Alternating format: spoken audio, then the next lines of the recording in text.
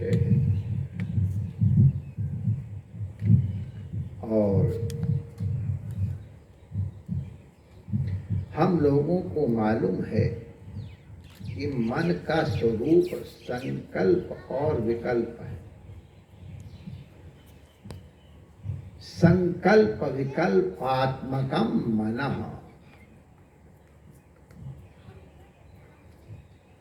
मन का स्वरूप है संकल्प अथवा विकल्प।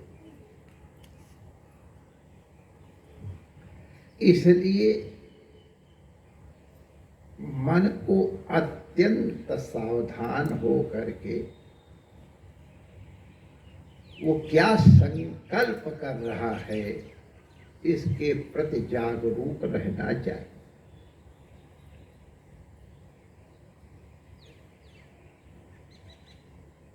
बहुत भिन्न परिणाम देखने को मिलते हैं। हमारे संतों में पंडित केशवानंद जी महाराज का नाम बहुत आदर से लिया जाता है। बहुत बड़े विद्वान थे, शास्त्रार्थी थे, दिग्विजयी थे। केशव दिग्विजय सार करके ग्रंथ है।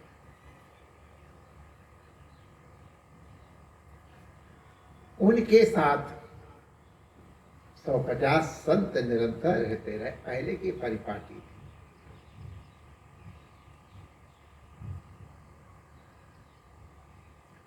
मंडली एक विरक्तों की हुआ करती थी और एक मंडली इस प्रकार ऐश्वर्यवान मंडलेश्वरों की हुआ करती। दोनों प्रकार की मंडलियों का हमको साक्षात अनुभव है। पंडित ऋषभदेव जी भगवान की विरक्त मंडली संतों की भूषण मानी जाती।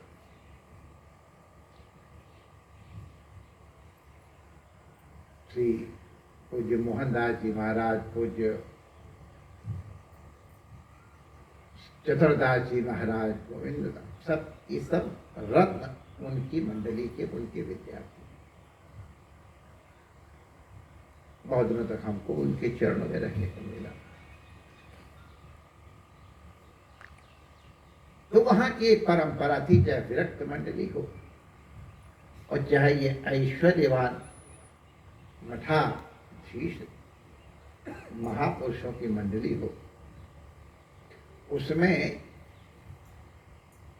विरक्तों की मंडली में तो आरती इत्यादि का कोई क्रम नहीं हुआ करता था,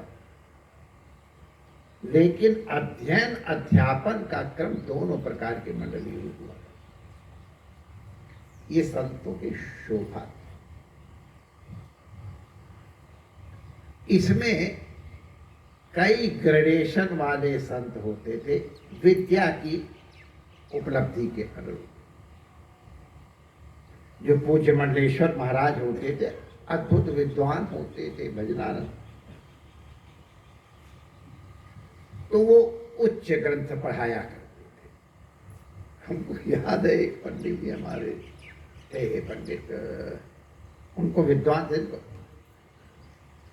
वो कहते तुसी साढ़े कोल कठिन ग्रंथ पढ़ो।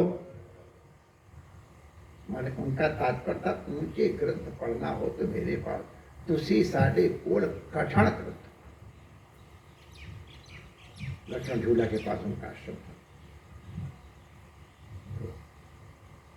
तो जो मंडलेश्वर हुआ करते थे वो अद्वैत सिद्धि की गौड़ ब्रह्मानंदी टीका पढ़ा रहे हैं, खंडन खंडखाद्य पढ़ा रहे हैं, चित सुखी पढ़ा रहे हैं, उनकी शारदा टीका, शंकरी, ये सब टीकाएं पढ़ाया करते।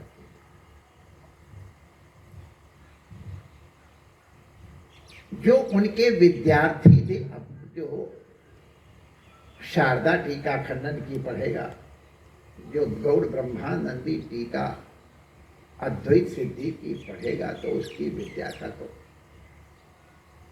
परिपाक हो ही जाता है। वो अपने से नीचे वालों को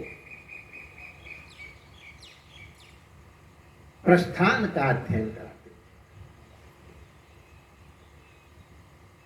भाष्य, भाष्य के बाद फिर उसमें भावती इत्यादि का अध्ययन कराते।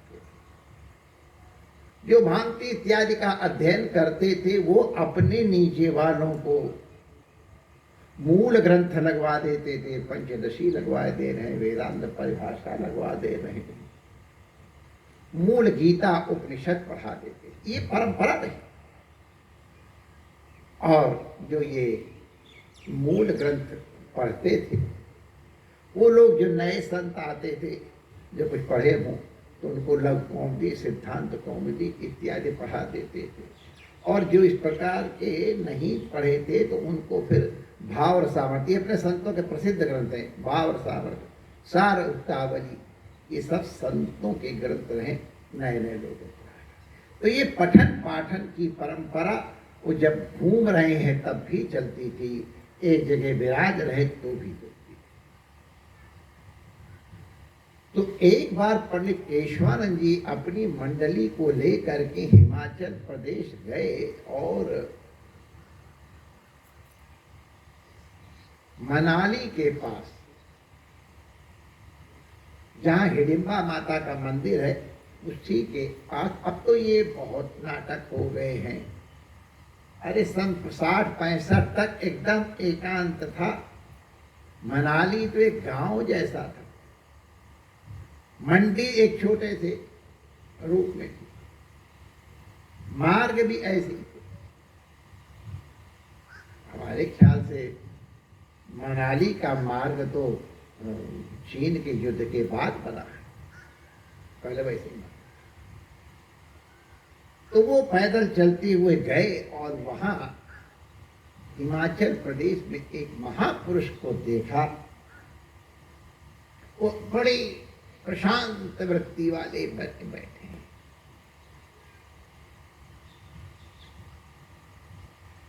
जैसे घी खाया हुआ चेहरे पे दिखाई पड़ता है, वैसे विद्या पड़ी हुई अनुभूति अंदर की आंखों से झलकती है, चेहरे से चमकती है, जो उसके जानकार। हमारे रामकृष्ण परमहंस भगवान कहते थे, वो किसी उनके जमाने कोई बड़े संपन्न व्यक्ति थे, रईस, तो कहते थे कि उनके कमरे में यद्यपि दरवाजा बंद है, खिड़कियां बंद हैं, लेकिन झिर्री से जो प्रकाश निकलता है उससे पता चल जाता है अंदर कितनी रोशनी हो रही है।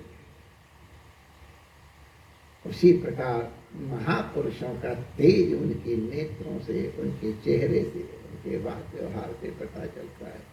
पंडित केशवानंद जी समझ गए ये कोई पहुंचे हुए संत है। अच्छा, पहले संतों में थोड़ा होता तो था ही ठसक, लेकिन संतों के प्रति आदर की भावना भी थी। केशवानंद जी इतने बड़े महात्मा, जैसा हमने बताया, दिग्विजयी महात्मा, मंडलेश्वर संपत, उन्होंने ही गुरुमंडल मणिमंडल आश्रम बनाया है, बहुत बड़े। वो उन संत को प्रणाम कर, संत खड़े होकर अरे आओ महाराज धन्यवाद प्रणाम किया। केशवानंद जी ने कहा, प्रभु आपका जैसा प्रशांत मुखमंडल वैभव देख करके प्रिया होती है, महाराज आपको इस वृत्ति की, वृत्ति माने इस स्थिति की उपलब्धि कैसे हुई महाराज? अरे केशवानंद जी महाराज, आप क्या बच्चों से बातें कर रहे, आप राजा महाराजा, मैं तो आपके दरबार का एक सेवक जैसा हूँ। तो जैसा संतों की आदत होती दूसरों को बड़ा करना और अपने नम्र होना, और होना चाहिए। तो केशवानंद जी ने कहा, महाराज ये केशवाचार्य नहीं, केशवानंद आपसे जिज्ञासा कर रहा है।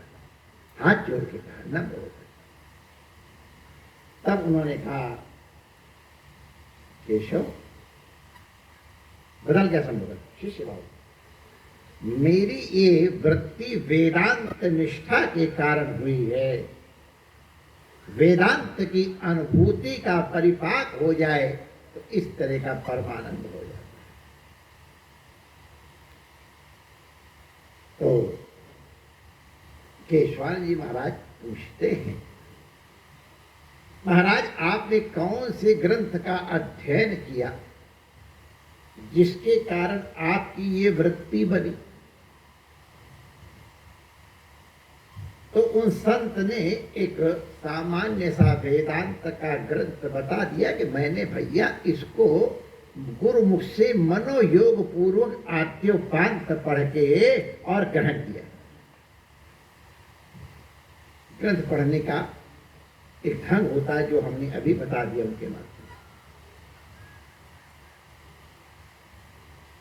तो केशवानंद जी हाथ जोड़ के कहते, प्रभु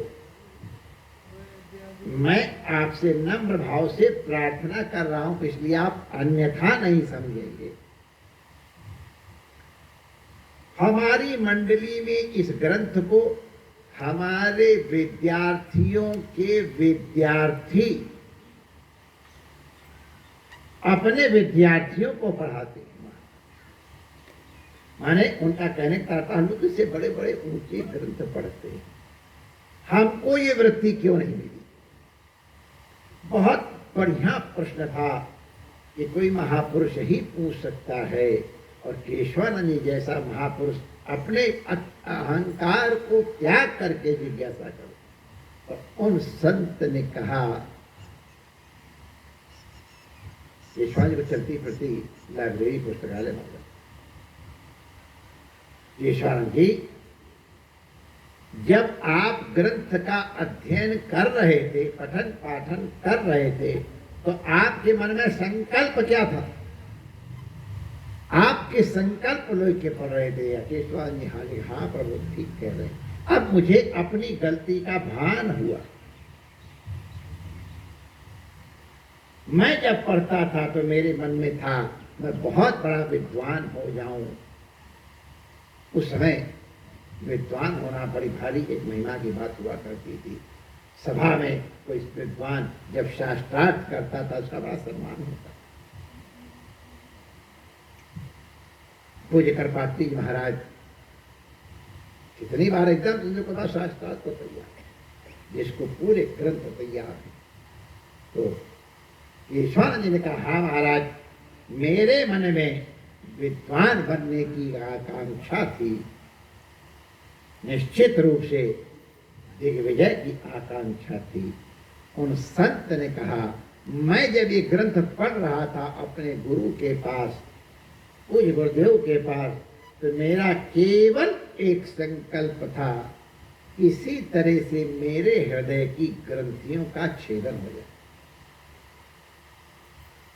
हमारे हृदय में जो संशय है, जो विपर्य है, उनका समाधान हो जाए। अब ये संशय विपर्य क्या है, हृदय ग्रंथि क्या है, वो किसी और समय, लेकिन ये अंतःकरण के यही दोष हैं जिनके कारण अपना रूप जो सच्चिदानंद है वो अनुभव में नहीं आता है। उन्होंने कहा, हमने केवल एक संकल्प किया था कि मेरे हृदय की ग्रंथियों का भेदन हो जाए, मेरे संशयों का छेदन हो जाए, मेरे समस्त विपर्य आज निवृत्त हो जाए। गुरु कृपा से, इस शास्त्र की कृपा से मेरे हृदय में कोई ग्रंथि नहीं है, कोई विपर्य नहीं है, संकल्प विकल्प तक प्रशांत हो गए हैं। इसलिए मैं निरंतर अपने स्वरूप का, सच्चिदानंद स्वरूप का अनुभव करता रहता हूँ। केशवानंद जी महाराज, यही हमारे ग्रंथ का और गुरु का प्रसाद है। कहने का तात्पर्य क्या है?